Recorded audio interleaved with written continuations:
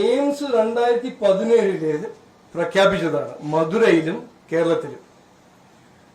മധുരയിന്റെ AIIMS അത് നടന്നു, അത് ഉണ്ടാക്കി, പേഷ്യന്റ് വരുന്നു, പേഷ്യന്റ് പോകുന്നു. ഞാൻ പറഞ്ഞില്ലേ, ഇവിടെ ഒരു ഏറ്റവും പ്രധാനപ്പെട്ട ഒരു പ്രയോറിറ്റി CPM സർക്കാരിന് വിവാദങ്ങൾ ഉണ്ടാക്കുക. ബഹുമാനപ്പെട്ട മുഖ്യമന്ത്രി ഡൽഹിയിൽ എത്രയോ തവണ പോയിട്ടുണ്ട്, എത്രയോ കാര്യങ്ങൾ അവിടെ പോയി ചർച്ച ചെയ്യുന്നു.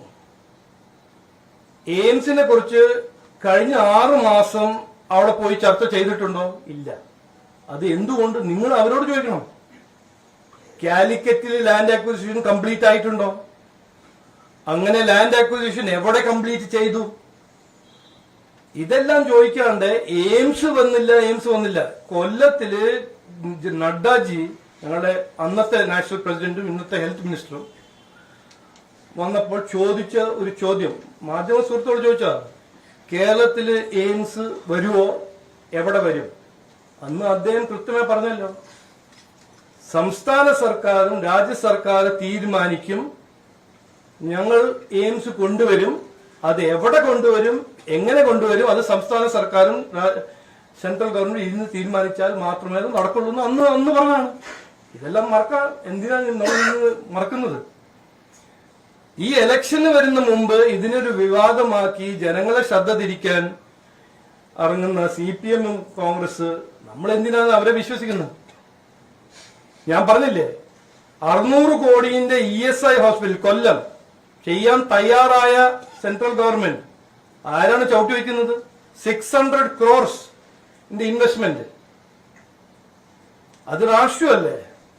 ഈ വിവാദം ചെയ്യുന്ന ഒരു രീതിയിൽ സ്റ്റക്കായാൽ ഇതാണ്, ജനങ്ങളാണ് ഇതിന്റെ ഇരകൾ, വികസനമാണ് ഇതിന്റെ ഒരു കാഷ്വാലിറ്റി. അപ്പോൾ ഇത് മാത്രമേ പറയാനുള്ളൂ. ബഡ്ജറ്റില് കേരളത്തിന് വേണ്ടി എത്രയോ കാര്യങ്ങളുണ്ട്. ഈ ഒരു പ്രചരണം ബഡ്ജറ്റിൽ ഒന്നുമില്ല. പിന്നെ ഞാൻ ലാസ്റ്റിൽ പറയാൻ ആഗ്രഹിക്കുന്നത്, ഈ വന്ദേ ഭാരത് ട്രെയിൻ ഇവിടെ തുടങ്ങിയത് ബഡ്ജറ്റിൽ പ്രഖ്യാപിച്ചോ? ഇല്ലല്ലോ. അമൃത് ഭാരത് ട്രെയിൻ ഇവിടെ, അമൃത് ഭാരത് സ്റ്റേഷൻ, എത്രയോ സ്റ്റേഷൻ മോഡേണൈസ് ചെയ്യുന്നുണ്ട്, അത് ബഡ്ജറ്റിൽ പ്രഖ്യാപിച്ചോ? ഇല്ലല്ലോ. പിന്നെ എന്താണ് ഇലക്ഷന്റെ 60 ദിവസം മുമ്പ് എല്ലാം ബഡ്ജറ്റിൽ പ്രഖ്യാപിക്കണം എന്നൊരു നിർബന്ധം? അപ്പൊ ഇത് അവരുടെ ഒരു രാഷ്ട്രീയം.